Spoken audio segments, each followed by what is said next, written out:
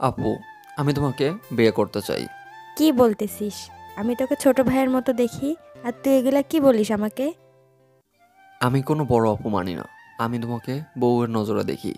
আর তুমি পড়ে আছো বড় আপু হওয়া নিয়ে। আমি তোমাকে বিয়ে করতে চাই। তোর মাথা ঠিক আছে? আমি গুনে গুনে তোর থেকে 5 বছরের বড়, আর তোকে করব আমি বিয়ে? তো কি হয়েছে? আমি এসব বড় ছোট মানি না। আমি তোমাকে আমার বউ বানাতে চাই। আর আমি আজকে আমার বাবা মাকে গিয়ে বলবো তোমার বাসায় প্রস্তাব পাঠাতে। আমি ভাবছিলাম তুই আগে থেকেই আমার সাথে মজা করিস, এখন দেখতেছি তুই তো সিরিয়াস। আমি মোটেও মজা করিনি তোমার সাথে। আমি সবসময় সিরিয়াস ছিলাম। আর আমি এটা তোমাকে অনেকবার বোঝানোর ট্রাই করছিলাম, কিন্তু তুমি বোঝার চেষ্টা করোনি। তো কি হয়েছে? আমি তোকে বিয়ে করতে পারবো না। তুই আমার চোখের সামন থেকে দূর হ। তুমি একমাত্র আমার হবা, আর এই পৃথিবীতে কারো হতে পারবা না। আমি তোমাকে ভালোবাসি, আর তোমাকে আমার বউ বানাবো। তুমি আমার সিনিয়র, সেটা আমি দেখতে যাব না। দেখ, পাগলামি করিস না। আমি একজনকে ভালোবাসি আর তাকেই আমি বিয়ে করব। তোকে কেন আমি বিয়ে করতে যাব? তুমি দেখে নিও, আমি তোমাকে চ্যালেঞ্জ করলাম, তুমি আমাকে ছাড়া অন্য কাউকে বিয়ে করতে পারবে না। আর আমি তোমাকে বিয়ে করতেও দেব না। পাগলের মতো কথা বলিস না, এখান থেকে যা, না হলে কিন্তু একটা লাথি দিয়ে একদম ফেলাই দেবো তোকে। ফ্ল্যাশব্যাক। এতক্ষণ আপনারা যার সাথে আমাকে কথা বলতে দেখলেন, উনি হচ্ছে আমার পাশের বাসার মিষ্টি আপু। ওনাকে আমি অনেক দিন থেকে ভালোবাসি, এটা আমি ওনাকে বোঝাইতে ব্যর্থ। আমি যতবারে ওনাকে ভালোবাসার কথা বলেছিলাম, উনি সবসময় হেসে উড়িয়ে দিয়েছিল, মনে করতেছিল আমি মজা করতেছি। আর এদিকে আমি সত্যি সত্যি তার প্রেমে হাবুডুবু খাচ্ছি, তাকে সেটা কোনোভাবেই বোঝাইতে পারতেছিলাম না। এটার শুরু যেখান থেকে, চলেন আপনাদেরকে সেখানে নিয়ে যাই। আমরা এই এলাকায় নতুন ভাড়াটে হিসেবে উঠেছিলাম। তখন আমাদেরকে এখানে কেউ চিনত না, বা আমিও কাউকে চিনতাম না। আর যখন আমরা এখানে বাসা ভাড়া নিয়ে থাকি, তখন আশেপাশে কেউ ছিল না। আমরা 1 মাস থাকার পর কিছু ছেলেপেলের সাথে আমার মোটামুটি পরিচয় হয়। প্রতিদিন স্কুল যাইতাম, স্কুল থেকে ফিরতাম, বিকেলে টিউশন করতাম। তারপর টিউশন থেকে বাসা ফিরতাম, সন্ধ্যা হইতো। কোনো খেলাধুলার সুযোগ পেতাম না। আর যেদিন শুক্রবার ছুটির দিন থাকতো, সেদিন ফ্যামিলি ট্যুর হতো আমাদের। আমাদের ফ্যামিলি ছোট ফ্যামিলি, আমি, বাবা, মা, আর কেউ নেই। আমার 3 জনের ফ্যামিলি। আমি বাবা মায়ের একমাত্র সন্তান। আমরা 3জন মিলে অনেক ফ্রেন্ডশিপের মতো চলাচল করি, অ্যান্ড ফ্রেন্ডলি ব্যবহার আমার বাবা মার সাথে। আমার সব কথা আমি আমার বাবা মার সাথেই শেয়ার করি। এভাবে 1 মাস কেটে যায়। কিন্তু প্রতি শুক্রবার তো আর ঘুরতে যাওয়া হয় না। 2-1 শুক্রবার খেলার মাঠে গিয়েছিলাম। সেখান থেকে 2-1টা ফ্রেন্ডের সাথে পরিচয় হয়েছে, যদিও তাদের সাথে তেমন কথা হয় না। কিন্তু হুট করে দেখলাম আমাদের পাশের বাসা একদিন লোক সমাগম দেখতে পাচ্ছি। হুট করে দেখলাম কয়েকজন লোক সেখানে মালামাল নিয়ে আসতেছে। হঠাৎ করে মনে হলো তাহলে ওই বাসাটা ভাড়া হয়ে গিয়েছে। আশেপাশে 2-1টা বাসা আছে, বাসা সবগুলো ফাঁকা ছিল, কোনো বাসাতেই লোক ছিল না। হুট করে দেখলাম মিষ্টি আপুরা বাসা ভাড়া নিয়েছিল। তারপর ধীরে ধীরে তাদের বাসা যাতায়াত, তার মিষ্টি আপুর আম্মু আমার আম্মুর গল্প খুনসুটি এসব হতেই থাকে।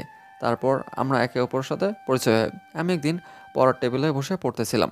হুট করে আমার স্টাডি রুমে একটা মেয়ে প্রবেশ করে। দেখতে বেশ মায়াবী, সুন্দর, আর চুলগুলো ছেড়ে দেওয়া ছিল। ইস, কি মায়াবী লাগতেছে! ইচ্ছে করতেছে এখনে ধরে পালিয়ে নিয়ে গিয়ে বিয়ে করি। কিন্তু আমি তো ছোট মানুষ, আর উনি আমার থেকে কম করে 4-5 বছর বড় হবে। আমি এবার ইন্টার ফার্স্ট ইয়ারে, উনি মেবি অনার্স থার্ড বা ফোর্থ ইয়ারে হবে। বয়সটা দেখেই বোঝা যাচ্ছে। আর কিন্তু ফেস দেখে বোঝা যাচ্ছে না ওনার বয়স। মনে হচ্ছে ইনোসেন্ট একটা মেয়ে, ছোট, এবার ক্লাস 9-10-এ পড়ে। যদি সেটা সত্যি হয়, তাহলে তো আমি লাকি। কারণ এক দেখাতেই যে আমার চোখ তার দিকে আটকে গিয়েছে। আমি আর অন্য কোথাও তাকাতে পারতেছি না। এক নজরে ভ্যাবলার মতো তার দিকে তাকিয়ে আছি। মেয়েটা একটু বুঝতে পারলো। বুঝতে পারার পর একটু গলা ঝাঁকিয়ে দিল, দিয়ে কথা বলা শুরু করে দিল। ভাইয়া, পড়াশোনা করতেছো? ডিস্টার্ব করলাম তোমায়?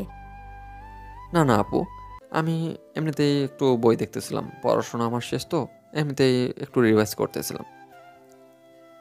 তা ঠিক আছে, রিভাইজ করো। আমি আসি তাহলে। না না আপু, কি যে বলেন, বসেন। আর কি খাবেন বলুন, আমি আপনাকে কফি বানিয়ে দিচ্ছি। বাহ, তুমি কফিও বানাইতে পারো? তেমন না, একটু পারি। নিজে খাওয়ার মতো আর কি, যেটুকু লাগে সেটুকু বানাইতে পারি। কিন্তু টেস্ট আছে কিনা সেটা আমি নিজেও জানি না। তাহলে 1 কাপ কফি বানিয়ে নিয়ে এসো, দেখি তোমার হাতের কফি খেয়ে কেমন। ওই যে আপুর সাথে প্রথম একটু কথা, তারপর আপু আমার হাতের কফি খেয়ে অনেক প্রশংসা করলো। আমি যদিও জানি আমার হাতের কফি ভালো ছিল না, কিন্তু উনি নিজ থেকে প্রশংসা করলো। প্রথম প্রথম তো না করলে যেটা হয় আর কি, উনি সেটাই করলো। আমার সাথে একটু ভালো বলার ভান করলো, কিন্তু ওনার মুখের রিয়াকশন দেখেই তো আমি বুঝতে পারতেছিলাম যে আমার হাতে বানানো কফি মোটেও ভালো হয়নি, আর ওনার মুখে তেমন টেস্ট লাগেনি। তার মুখের রিয়াকশন দেখেই সেটা বুঝতে পারতেছি। হুট করে আম্মু এবং ওই আন্টি রুমের ভিতর প্রবেশ করলো। আমাদের দুজনের পরিচয় হতে দেখে তারাও হেসে হেসে তারা সেখানে বসে কিছুক্ষণ গল্প করলো। তারপর সবাই একে একে উঠে চলে গেল। শেষে আপু উঠে চলে যাওয়ার আগে আমার মাথায় চুলগুলো একটু বুলিয়ে দিয়ে চলে গেল। আর এটা কি যে আমার ভালো লাগে। আর চুলের প্রশংসা করে গেল, যদিও চুল আমি যে লম্বা করে রাখছি। উনি বলল, এত সিল্কি চুল কিভাবে সম্ভব ছেলে মানুষের। আমি কোনো প্রতি উত্তর দিলাম না। উনি একগাল হেসে সেখান থেকে চলে গেল। আমি আর কোনো কথা না বাড়িয়ে ডাইনিং টেবিলে গিয়ে খাওয়া দাওয়া শেষ করে বেডরুমে চলে আসলাম ঘুমানোর জন্য। কিন্তু ঘুমাইতে পারতেছি না। হুট করে ওনার সেই মায়াবী মুখখানা আমার চোখের সামনে কেন জানি ভাসতেছে। যদিও জানি এটা কল্পনা করাও আমার জন্য পাপ, উনি আমার থেকে সিনিয়র, আর এটা চিন্তা করাও মহাপাপ আমার জন্য। তারপরও কেন জানি একটু ঘুম ধরতেও লেট হয়ে গেল। ঘুমাতেও পারতেছিলাম না। অনেক কষ্টে যখন আমার ঘুমটা চলে আসলো, ঘুমটাও বেশিক্ষণ স্থায়ী হলো না। একটু ভালোভাবে ঘুমোতেই দেখলাম যে সকালে কলিং বেলের শব্দ। এত সকালে কলিং বেলের শব্দ, এত সকালে তো কেউ আমাদের বাসায় আসে না। আর সচরাচর এই 1 মাসে এটা তো আমি অভ্যস্ত ছিলাম না। আব্বু আম্মু হয়তো এতক্ষণে উঠে গিয়েছে, কিন্তু এত সকালে আমাদের বাসায় কে আসবে? আমার ঘুমটার 12টা বাজিয়ে দিল। উঠে দেখলাম 7টা বেজে গিয়েছে, অনেক বেলাও হয়ে গিয়েছে। আমি সচরাচর সকাল 6টায় ঘুম থেকে উঠি, আজকে 1 ঘন্টা অলরেডি লেট করে ফেলছি। আর তারপরে বিরক্ত লাগতেছে। গতকাল রাত্রে ঘুমাইতে লেট হয়েছে, এই তার কারণ। কোনো কথা না বলে বিছানা থেকে সেরে উঠলাম। ওঠার পর হাত মুখ ধুয়ে ফ্রেশ হয়ে নিচে আসলাম, ব্রেকফাস্ট করলাম। করার পর দেখলাম ওই আন্টি এসেছে আম্মুর সাথে গল্প করার জন্য। আর আব্বু অফিসে চলে গিয়েছে। আর আমি ব্রেকফাস্ট করে বাইরে আসলাম হাঁটাহাঁটি করার জন্য। বাইরে এসে দেখি মিষ্টি আপু বাইরে বাগানে হাঁটতেছে। আমাকে দেখে আমার দিকে এগিয়ে আসলো। আমিও তার দিকে কিছুটা এগিয়ে গেলাম আর মাথা নিচু করে জিজ্ঞেস করলাম, আপু, আপনি এত সকালে ঘুম থেকে ওঠেন? কেন, আমাকে দেখে কি মনে হয় আমি দেরিতে ঘুম থেকে উঠি? তো আপনার এই নতুন পরিবেশ কেমন লাগতেছে? মানিয়ে নিতে পারতেছেন তো? হ্যাঁ, আমি অভ্যস্ত। অনেক জায়গা পাল্টানো হয়েছে। তোমার কেমন লাগতেছে? আশেপাশে কি ঘোরাঘুরি করা হয়েছে, নাকি এখনো তেমন ঘোরাঘুরি করা হয়নি? না, ঘোরাঘুরি করা হয়নি এখনো। আসলামই তো মাত্র 2 দিন হলো। অনেক কিছু গোছগাছ করার বাকি আছে এখনো। ঘুরবো? তারপর ওনার সাথে ওনার অনেক কিছু ভালো লাগা না লাগা এসব নিয়ে গল্প করলাম। আমার ভালো লাগা না লাগা এসব নিয়ে উনিও শুনলো, আমিও বললাম। তারপর একে অন্যের মাঝে একটা অদ্ভুত মিল খুঁজে পেলাম। উনিও বই পড়তে পছন্দ করে, আর আমিও। আর ওনারও বাইরের দৃশ্য বা প্রকৃতির সাথে মিশতে খুব ভালো লাগে। আর আমারও প্রকৃতির সাথে অনেক সুন্দরভাবে মিলিত হতে পারি। একা একা প্রকৃতির সাথে বসে অনেক কিছুই চিন্তা ভাবনা করতে পারি। সেম জিনিসটা উনিও। ওনারও কোনো বন্ধু বান্ধব নেই, আমারও। আর তারপর থেকে আমাদের প্রতিনিয়ত কথা হতে লাগলো। আমরা ওনাদের বাসা যাই, ওনারা আমাদের বাসায় আসে। এভাবে একটা আত্মীয়তার বা প্রতিবেশীর যে একটা আত্মীয়তা তৈরি হয়, সেটা তৈরি হয়ে গেল আমাদের মাঝে। তারপর দিনের পর দিন, রাতের পর রাত একসাথে আড্ডা, ঘোরাঘুরি, খাইতে যাওয়া রেস্টুরেন্টে, সব কিছু একসাথে। ছোট ভাই বড় আপুর মতো ট্রিট করা লাগলো।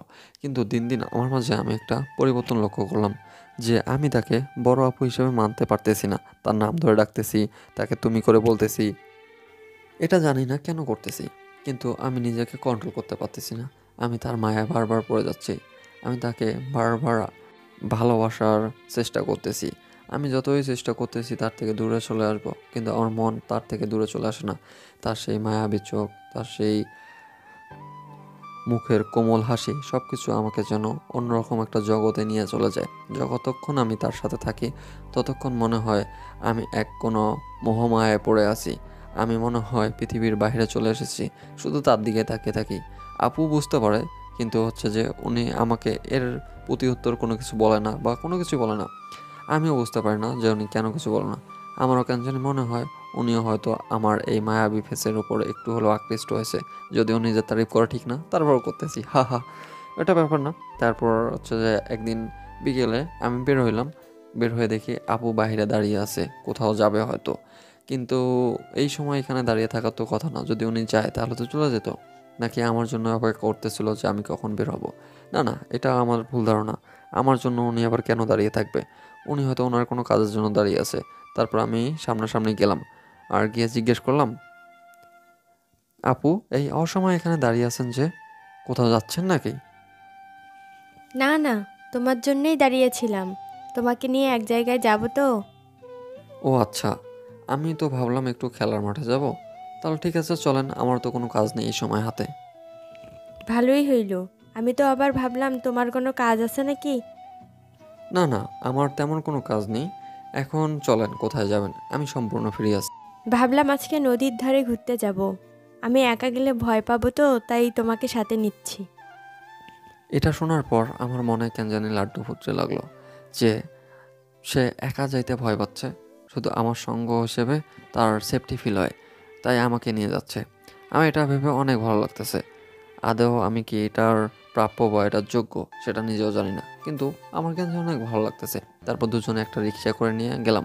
অন্য দিন অটো বা অন্য সিএনজিতে যাই, আজকে কেন জানি আপু রিক্সা নিল। তারপর একে অন্যের সাথে বসে গেলাম। আমার কেন জানি একটু লজ্জা লাগতেছিল তার সাথে বসতে। গায়ের সাথে গা লেগে যাচ্ছিল।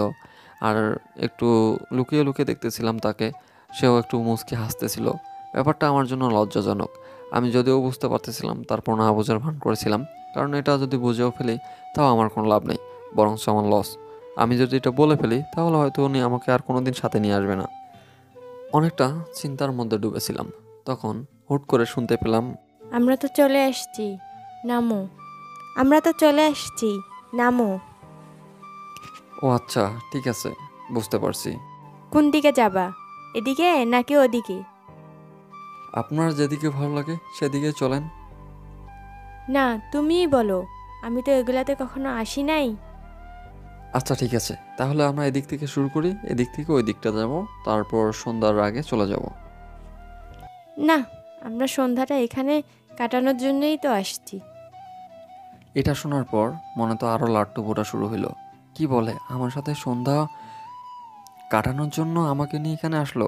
এটা শোনার পর মনের ভিতর একটু লাড্ডু ফুটতে লাগলো।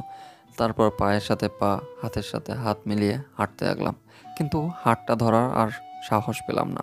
সাহস করে যে রমণীর হাত ধরবো আর তার হাতের উপর হাত রেখে বলবো, এই হাত আমি আর কখনো ছাড়বো না, শক্ত করে ধরে রাখবো, কিন্তু এটা বলার স্পর্ধা তো আমার হবে না। তারপর চুপচাপ নিজের সাথে নিজে যুদ্ধ করতে লাগলাম। মন চাচ্ছিল একবার ধরেই ফেলি হাতটা, কিন্তু সেই সাধ্য তো আমার নেই। আমি চাইলেও তার হাতটা তো ধরতে পারবো না। হাতটা ধরতে গেলেই থাপড় খেতে হবে, এটা শিওর। তাই সেই ভয়ে আর হাত ধরলাম না। বা একটা কেলেঙ্কারির ভয় থাকে, যদি বাসায় নালিশ দেয় তাহলে তো বাসায় কারো মান সম্মান থাকবে না। আমার বাবা মায়ের মান সম্মান, তার বাবা মায়ের মান সম্মান কিছুই থাকবে না। তার বাবা মা আমার বাবা মাকে অপমান করবে, এটা স্বাভাবিক। তাদের মান সম্মান ঠিকই থাকবে, কিন্তু আমাদের আর মান সম্মানটা থাকবে না। এটা ভেবেই আর হাতটা ধরা হলো না। শুধু পায়ের সাথে পা মিলিয়ে একটু গল্প করলাম, খুনসুটি, দৌড়াদৌড়ি। আপু করতেছে দেখে মনে হচ্ছে ছোট একটা বাচ্চা। এদিক এদিক ছোটাছুটি করতেছে, আমাকে বলতেছে ছবি তুলে দিতে, আমি ছবি তুলে দিচ্ছি। এগুলোতেই আমি মগ্ন হয়ে আছি। আমি যে তার দিকে এক দৃষ্টিতে তাকিয়ে আছি, সেও বুঝতে পারতেছে, কিন্তু তার কোনো রিয়াকশন নেই। সে যে আমাকে মানা করবে বা আমাকে আটকাবে, সেও আটকাচ্ছে না। আমিও চুপচাপ তার দিকে তাকিয়ে আছি। তার প্রেমে পড়েই যাচ্ছি। দিনের পর দিন প্রেমের গভীরতাটা অনেক বেড়েই যাচ্ছে, কিন্তু তার প্রতি উত্তরে আমাকে কোনো বাধা বা কোনো বিপত্তি দিচ্ছে না। উনি কি আমাকে এটাতে বেশি করে স্পর্ধা দিচ্ছে, বা উনি কি নিজে থেকে আমাকে অনুমতি দিচ্ছে?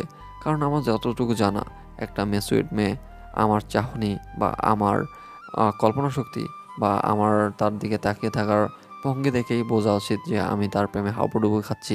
কিন্তু উনি তো কোনো রিয়াকশন দেখাচ্ছে না বা এ ব্যাপারে কোনো কথা বলতেছে না। নর্মালি প্রতিদিন যেভাবে চলি সেভাবেই উনি চলতেছে, কিন্তু আমি ভিতরে ভিতরে পুড়ে ঝাঁঝরা হয়ে যাচ্ছি।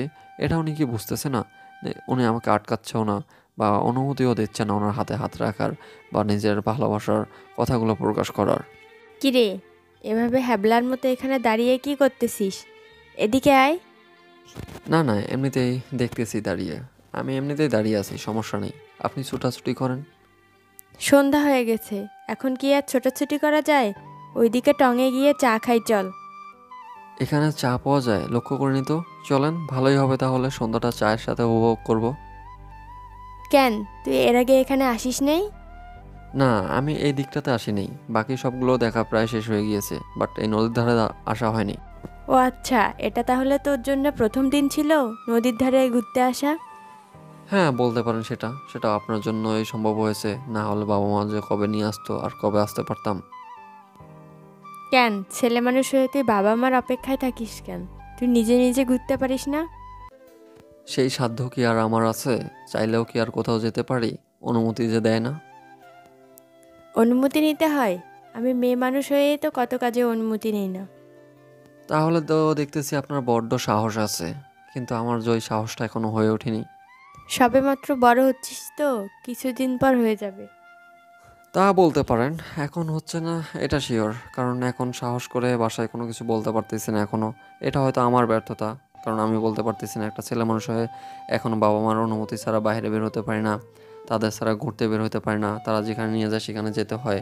তো এটা একটা ছেলে মানুষ হয়ে আমার ব্যর্থতাই বলতে পারেন, কারণ এটা আমি করতে পারতেছি না। আরে না, তুমি এক হিসাবে ঠিকই আছো। বাবা মার কথা শুনে কয়জন ছেলেই বা চলে? ভদ্র ছেলে তুমি। তারপর কথা বলতে বলতে সেই টঙের দোকানে এসে বসলাম। আশেপাশে দেখলাম কেউ নেই, শুধু নৌকার মাঝি এসে বসে আছে। এখান থেকে নাকি ওই পাড়ে লোক যাতায়াত করে। ওইদিকেও গ্রাম দেখা যাচ্ছে, এদিকে একটা গ্রাম, ওইদিকে একটা গ্রাম, আর মাছ দিয়ে আঁকা বাঁকা একটা নদী বেয়ে গেছে। সেখানে টঙের বসে আছে চাওয়ালা আর সেই নৌকার মাঝি। এই সময়টাতে লোক কম হয়, কারণ এই সময়টাতে সবাই একটু কাজে ব্যস্ত থাকে বা হাট বাজারে যায়। সন্ধ্যার সময় একটু ভিড় কম হয়, সন্ধ্যার পর একটু ঈশা আজানের সময়টা, অ্যান্ড দুপুর অ্যান্ড সকালে লোক নাকি বেশি হয়। ওনাদের সাথে একটু আড্ডা দিলাম, গল্প করলাম, তারপর চা খাইলাম সবাই মিলে। তারপর চা খেতে খেতে আমরা দুজন একটু দূরে চলে আসলাম। এসে চায়ের সাথে সূর্য অস্তটা উপভোগ করতেছি। নদীর পানি ঝিলমিল করতেছে সূর্যের সেই লালচে বর্ণের সাথে, দেখতে বেশ সুন্দর লাগতেছে। আর এটা সিনেমাটিকভাবে যদি কেউ উপস্থাপন করতো, তাহলে অনেকেই হয়তো সোশ্যাল মিডিয়া অনেক ধরনের কমেন্ট করতো, অনেকেই হয়তো এই জায়গাটাতে আসার জন্য অনেক আবেগে আপ্লুত হতো। কিন্তু সবাই তো আর এর প্রকৃতি ভাব বা প্রকৃতির যে একটা অবস্থান আছে, ভৌগোলিক অবস্থান, সেটা বোঝার চেষ্টা করতো না। এখন সোশ্যাল মিডিয়ার যুগ। সোশ্যাল মিডিয়া যে কোনো জিনিস সুন্দর করে এডিট করে দিলেই সেটা মানুষের কাছে অনেক গ্রহণযোগ্যতা পায়। কিন্তু সোশ্যাল মিডিয়া আর রিয়েলিটি যে সম্পূর্ণ আলাদা, সেটা অনেকেই বুঝতে পারে না। আর আমরাও এখন সেটার সম্পর্কে ধারণা খুব ভালোভাবে পাচ্ছি। এটা যদি সোশ্যাল মিডিয়া ছাড়া হয়, তাহলে এটাতে অনেক সুন্দর একটা ভিউ পাওয়া যাবে, কিন্তু রিয়েলিটিতে শুধু ওই জায়গাটাই সুন্দর লাগতেছে। আর আশেপাশের যে একটা বৈরী আবহাওয়া আছে, সেটা বালুর, যেমন বালু উড়ে এসে এসে চোখে পড়তেছে, আর ঠিক মতো কোনো কিছু দেখা যাচ্ছে না। এটা যেমন একটা বৈরী আবহাওয়া। আর এখানে আসতে গেলে মাস্ট বি সানগ্লাস বা চশমা চোখে আসলে এটা উপকার হয় চোখের জন্য, কারণ এখানে অনেক ধুলাবালি ওড়ে বাতাসের সাথে। আর আবহাওয়ার সাথে এখানে এত সহজে খাপ খাওয়ানো যায় না, কারণ কখন কোন আবহাওয়া চলে আসে বলা যায় না। হুট করে বাতাস, হুট করে তীব্র রোদ, আর সন্ধ্যার সময় হুট করে দেখা যাচ্ছে যে অনেক বাতাস উঠে ধুলাবাড়ি এসে চোখে পড়ে, যার জন্য এটা মোটেও পর্যটকদের জন্য সেফটি না। আর আশেপাশে ওইরকম যান চলাচলেরও একটা সুবিধা নেই। সন্ধ্যার আজানটা দিয়েই দিল। তারপর আর সেখানে বেশিক্ষণ থাকার হিম্মত হলো না। আপু বলল, চল এবার যাওয়া যাক। ঠিক আছে চলেন, অনেকক্ষণ তো আড্ডা দিলাম, আর বাড়িতে গেলে যে আজকে কি বলবে, আমি তো না বলেই বের হয়ে পড়ছি। সমস্যা নাই, আমি আছি তোর সাথে, এত ভয় পাওয়ার কি আছে? ভয় পাচ্ছি না, কিন্তু না বলে আজকে এতক্ষণ বাইরে আছি, নিশ্চয়ই টেনশন করতেছে, এটা ভেবেই ভয় লাগতেছে। সমস্যা নাই, আমার সাথে দেখলে আন্টি আর কিছুই বলবে না। আর কিছু বললে আমি বলবো আমি সাথে করে নিয়ে গেছিলাম। হ্যাঁ, আপনার অজুহাতে হয়তো বেঁচে যাব, কারণ আপনাকে দেখলে আর কিছুই বলবে না, আর আমিও এখন এটা সুবিধা হিসেবে কাজে লাগাতে পারবো। ওরে দুষ্টু, তাহলে এগুলোই মাথায় চলতেছে তোর? একটু তো চালাক হতে হবে তাই না? যে কোনো একটা বাহানা তো বাসায় দিতে হবে, তাছাড়া তো আর কোনো কিছু খুঁজে পাচ্ছি না। এখন আপনার বাহানাই দেব। আচ্ছা, পাকনামো কম কর, আর দেরি হয়ে যাচ্ছে, তাড়াতাড়ি চল। তারপর আর সেখানে বেশিক্ষণ দাঁড়ালাম না, সামনে এসে রিক্সা নিয়ে চলে আসলাম তাড়াতাড়ি বাসার কাছাকাছি। বাসার কাছাকাছি এসে নেমে উনি হচ্ছে যে ওনার বাসায় না গিয়ে সরাসরি আমাদের বাসায় আমার সাথে চলে আসলো। তারপর আম্মুর সাথে একটু গল্প করলো, আর আমাকে যে উনি সাথে নিয়ে গেছে, উনি সেটা আম্মুকে বলল। আম্মু আর আমাকে কিছু বললো না, চুপচাপ হেসে মুখে আমাকে বললো পড়তে বস গিয়ে। আমিও সুযোগ পেলাম আর কোনো কথাবার্তা না বলে টুপ করে স্টাডি রুমে গিয়ে পড়তে বসলাম। আর সেখানে আপু আর কি গল্প করলো আমি জানলাম না। তারা কি গল্প করে আপু কখন চলে গিয়েছে সেটাও জানি না। শুধু ডিনারের সময় একসাথে সবাই ডিনার করলাম। ডিনার করার পর আমি রুমে এসে ঘুমিয়ে পড়লাম। পরের দিন সকালবেলা ঘুম থেকে উঠে দেখি আপুদের বাসায় কিছু মেহমান আছে। আমি সেদিকে লক্ষ্য করলাম না। লক্ষ্য না করে স্কুলের দিকে লক্ষ্য না করে কলেজের দিকে হাঁটা দিলাম। কলেজ শেষ করে বাসায় এসে দেখি যে একদম সুমসাম, কোনো কিছুই নেই। তারপর রুমের ভিতরে এসে দেখি আপু আমার রুমে বসে আছে। আমি এটা দেখে হতভম্ব হলাম। উনি আমাকে না বলে আমার রুমে এসেছে, তাও আবার আমার বেডরুমে এসে বসে আছে। আমি কোনো কথা না বলে চুপচাপ আমি ব্যাগটা রাখলাম। রাখার পর আপুর দিকে তাকিয়ে দেখি কেমন মনমরা হয়ে আছে। বাসায় হয়তো কোনো একটা ঝামেলা হয়েছে, সেটা দেখেই বোঝা যাচ্ছে। আমি কোনো কথা বললাম না, চুপচাপ ওয়াশরুম থেকে ফ্রেশ হয়ে এসে বসলাম পাশে ওনার। উনি আমার দিকে কেমন জানি অসহায় দৃষ্টিতে তাকিয়ে আছে। আমি কিছু না বলে চুপচাপ যে সাহস করে ওনার হাতে হাত রাখলাম। আর ওনার হাতে হাত রাখার সাথে উনি হাতটা টান দিয়ে সরিয়ে নিল। কি ব্যাপার আপু, কি হয়েছে, কোনো সমস্যা? না, কোনো সমস্যা না তো। না, কিছু হয়নি তো। তাহলে এভাবে হঠাৎ মনমরা হয়ে থাকার কারণ কি, আর হুট করে আমার রুমে এই সময়? মন চাইলো তাই আসলাম, কোনো সমস্যা তোর? মুখের কাছে। না, আমার কেন সমস্যা হবে? আমি এমনিতে জিজ্ঞেস করলাম। হুট করে এই সময় আপনি আসেন না তো এরকম করে, তাই জিজ্ঞেস করা। তোর কোনো সমস্যা থাকলে বল, আমি চলে যাচ্ছি। আরে রাগ দেখাচ্ছেন কেন? আমি তো আপনাকে এমনিতেই জিজ্ঞেস করলাম। রাগ দেখাচ্ছেন যে, কি হয়েছে বলবেন একটু? আমার কিছু হয় নাই, তুই চুপচাপ এখানে বসে থাক, না হলে আমি চলে যাচ্ছি। আরে না না, আপনি বসেন, আমি বাইরে থেকে আসতেছি। বাইরে যেতে হবে না, এখানেই বসে থাক। তারপর আর কোনো কিছু বলার হিম্মত পাইলাম না, চুপচাপ সেখানে বসে থাকলাম। আর ওনার দিকে একটু লক্ষ্য করলাম। উনি কোনো একটা ব্যাপার নিয়ে আপসেট হয়ে আছে। আমি আর কোনো কিছু জিজ্ঞেস করলাম না, চুপচাপ সেখানেই বসে থাকলাম। উনি যেটা বললো সেটাই করলাম, আর এর বেশি কোনো কিছু করলাম না। তারপর অনেকক্ষণ এভাবে কেটে গেল। আমাকে আম্মুও ডাকতে আসলো না। অন্য অন্য দিন দেখি যে আমি স্কুল থেকে বা কলেজ থেকে আসলে আমাকে আম্মু ডাকতে এসে খাওয়ার জন্য, কিন্তু আজকে কোনো সাড়া শব্দ পাচ্ছি না। তারপর একটু লক্ষ্য করলাম আম্মু হয়তো বাসায় নেই, আন্টিদের বাসা মানে মিষ্টি আপুদের বাসায় গিয়েছে। আর মিষ্টি আপু আর আমি এই বাসায় পুরো একা, আর কেউ নেই। আমি আর কোনো কিছু বললাম না, চুপচাপ নর্মালি থাকলাম। কিন্তু হুট করে দেখলাম যে আপুর চোখ দিয়ে পানি পড়তেছে। আর এটা দেখার পর কেন জানি আমার ব্যাপারটা খটকা লাগলো। কোনো কিছু হয়েছে নাকি কোনো সমস্যা, কিছুই তো বলতেছে না। আর কোনো কিছু জিজ্ঞেস করলে তো আমাকে ধমক দিয়ে চুপ করিয়ে দিচ্ছে। তো আমিও আর কোনো কিছু বলার সুযোগ পাচ্ছিলাম না। চুপচাপ বসে আছি, ওনার চোখ দিয়ে অনবরত জল গড়িয়ে পড়তেছে। শেষ পর্যন্ত আর নিজেকে ধরে রাখা যাচ্ছে না। এভাবে আর কতক্ষণ? এটা কি হয়েছে শুনতে হবে। আর উনি আমার রুমে এসে এভাবে বসে কান্না করতেছে। আর আম্মুরা ওনাদের বাসায়। ব্যাপার কি এখনও আসতেছে না, অনেকক্ষণ হয়ে যাচ্ছে, প্রায় 1 ঘন্টার মতো হয়ে যাচ্ছে। তারপর কারো কোনো সাড়া শব্দ পাচ্ছি না। এবার আমার একটু ভয় লাগা শুরু হলো যে কোনো অঘটন ঘটলো না তো আবার, যার জন্য উনি এখানে এসে বসে আছে। ওনার বাসায় কেউ সামসুম তেমন চিল্লাচিল্লি নাই। যদি কোনো সমস্যা হতো তাহলে, যেহেতু আব্বু আম্মু ওনাদের বাসায় আছে, চিল্লাচিল্লি হয়তো বা কোনো একটা কথা নিয়ে কাটাকাটি হইতো। কিন্তু কোনো কথা কাটাকাটি হচ্ছে না। তারপর আমিও আর কোনো কিছু সাহস পাচ্ছিলাম না। কি বলবো না বলবো আমিও বুঝে উঠতে পারতেছিলাম না আসলে আমাকে কি বলা উচিত না বলা উচিত। আর উনি তো চুপচাপ কান্না করেই যাচ্ছে। কিন্তু শেষ পর্যন্ত নিজেকে আর ধরে রাখতে পারলাম না। মুখ থেকে ফুঁসকে বের হয়ে গেল, আপু কথা বলতেছেন না কিসের জন্য? কি হয়েছে বলবেন না আমাকে? আপনি না বললে কিন্তু যে আমি এখান থেকে চলে যাবো। আর আপনি কান্না করতেছেন তখন থেকে, কিছু বলতেছি না। আপনার কি হয়েছে আপনি বলবেন না আমাকে? চিল্লাচ্ছিস কিসের জন্যে? তোকে চিল্লাইতে বলছি আমি? না চিল্লাইলে যে আপনি উত্তর দিচ্ছেন না, কি হয়েছে সেটা বলবেন না আমাকে? এভাবে কান্না করে যাচ্ছেন। বাসায় কি হয়েছে? আব্বু আম্মু কই? আর আপনার বাসায় এরকম চুপচাপ সবাই, কি হয়েছে বাসায়? কিছু হয় নাই, চুপচাপ এখানে বসে থাক। দেখেন, আমি আপনার চোখের পানি সহ্য করতে পারতেছি না, আমার ভিতরটা ফেটে যাচ্ছে। আপনি তখন থেকে কান্না করে যাচ্ছেন, মন খারাপ। যে মানুষটা একটুও মন খারাপ করে থাকে না, সবসময় হাসি খুশি থাকে। আর আমার ভিতরটা কেমন করতেছে। কি হয়েছে প্লিজ বলেন না প্লিজ।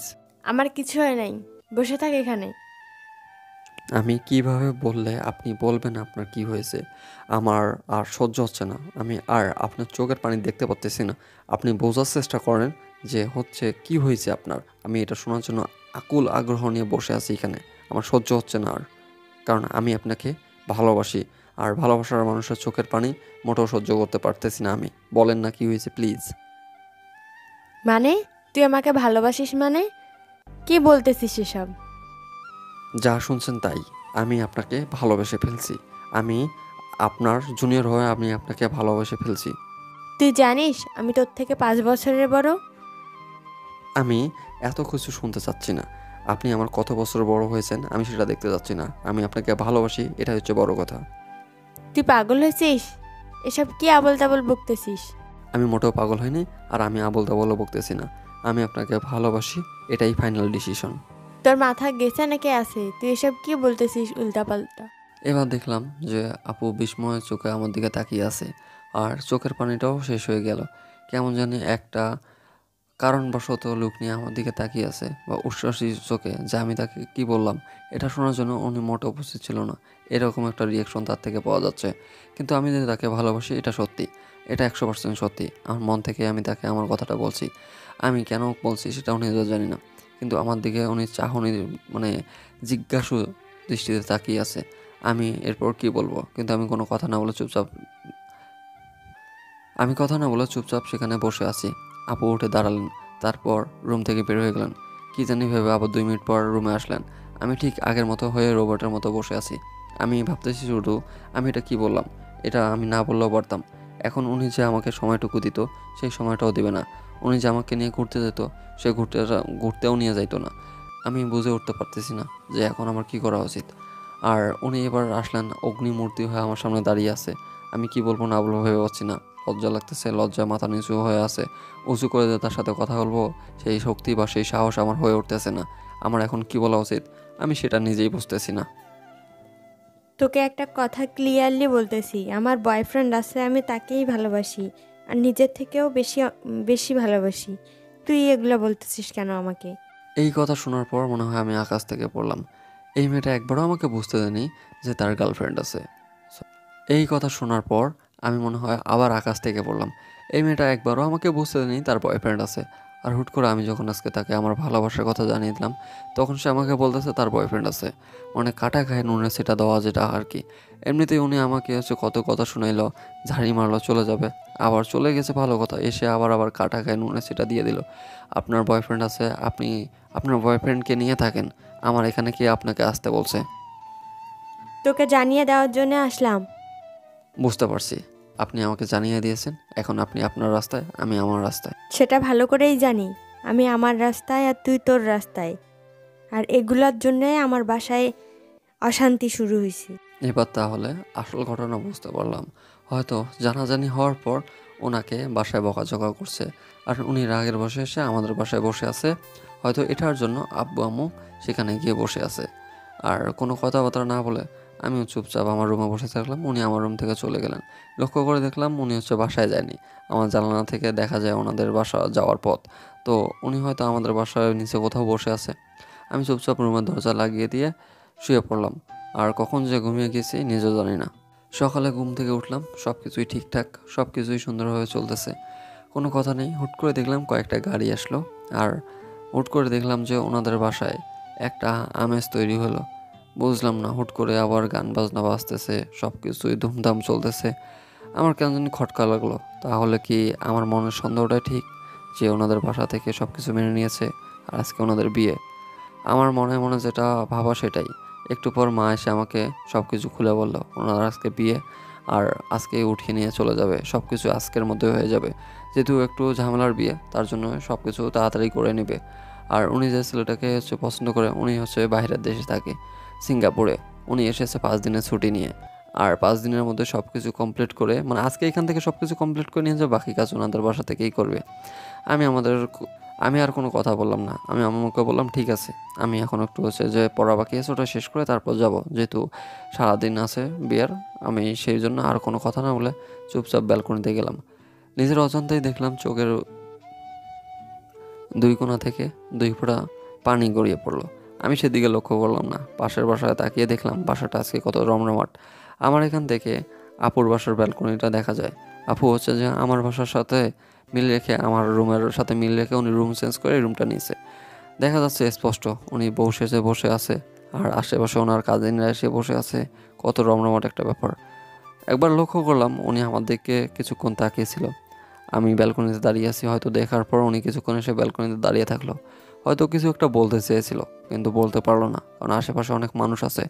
কিন্তু তাকে দেখে বোঝা যাচ্ছে তার মন একটু হলেও খারাপ আমার জন্য। হয়তো আমার সাথে বকাঝকা করছে এটার জন্য, নাহলে যে কোনো একটা কারণ হবে। কিন্তু আমি দেখি সেদিকে পাত্তা দিলাম না। আমি রুমে চলে আসলাম আর ব্যালকনিটা একদম বন্ধ করে দিলাম। রুমের দরজা বন্ধ করে দিয়ে ঘুমের ওষুধ ছিল ডয়ার একটা, সেটা বের করে নিয়ে একটা ঘুম দিলাম।